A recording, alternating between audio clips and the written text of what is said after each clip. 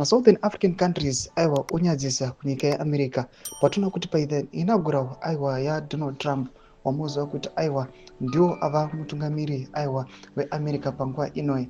Pama-invitation aiwa ema-presidents tona kuti hana kuinvita kana president mumwe zvake akabva muAfrica nokuda kwema-reasons auya achibuditswa panapa. Zvinonzi kuona kuti aiwa muAfrica hapana kwatiri kuenda. Vakomana ve-revolutionary parties vamunongoona vachingoramba vari clinged onto power vaita kuti Africa ineglectewa. Sala mina masvika mudanyigo panapa kuti subscribe or like or on the bell icon. Tipina panapa muna wamudani wa mchinzi. I almost cried when I understood why Trump didn't invite any African leader at his inauguration.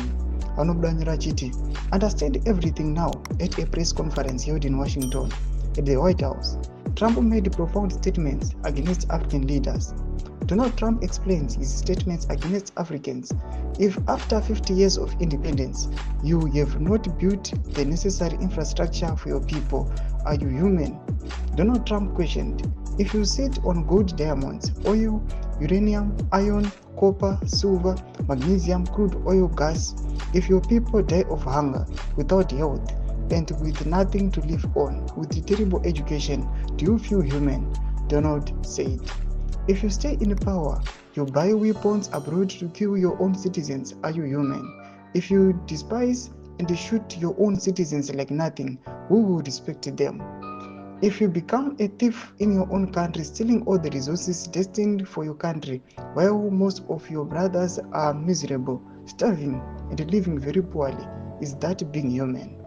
Thomas Wanetoko pana Donald Trump achiti aiwa vakomana vemuAfrica ma-African leaders they are inhuman because aiwa munospenda mari pane zvinhu zvisiri izvo zvisingabenefiti ma-citizens. Zvatiri kuona kuti kunyange nenyika yedu nyika yeZimbabwe iri that situation, iri that scenario, patinoona kuti aiwa Donald Trump kupinda kwaita pakutonga anyatsokuuya aiwa achinyatsokupointa out vakomana vasingasave the will of the citizens, vanongouya vachida kungotora mari just for their benefits. Tiudze mafungiro enyu muri kudi pamusoro pechitiko ichi. Mina comment section medu mafungiro enyu, subscribe or like, turn on the bell icon.